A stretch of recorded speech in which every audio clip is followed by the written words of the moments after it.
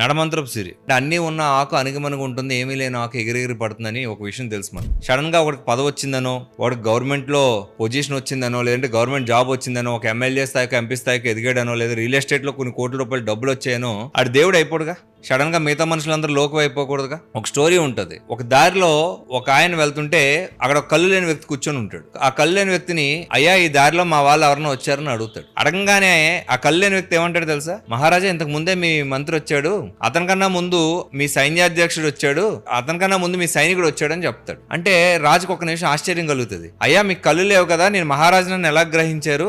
అంతేకాకుండా ముందు వచ్చింది మా మంత్రి అని, అంతకు ముందు వచ్చింది మా సైన్యాధ్యక్షుడని, అంతకు ముందు వచ్చింది మా సైనికుడని అంత ఖచ్చితంగా ఎలా చెప్పారని అడుగుతాడు. అడిగితే ఆ కళ్ళు లేని వ్యక్తి ఏం చెప్తాడంటే, మొట్టమొదటి వచ్చిన వ్యక్తి ఏరా గుడ్డోడా ఇటువైపు మా వాళ్ళు ఎవరన్నా వెళ్ళారా అని అడిగాడు. ఆ తర్వాత వచ్చిన వ్యక్తి ఏమో ఇటువైపు మా వాళ్ళు ఎవరన్నా వెళ్ళారా అని అడిగాడు. ఆ తర్వాత వచ్చిన వ్యక్తి ఏమండి ఇటువైపు మా వాళ్ళు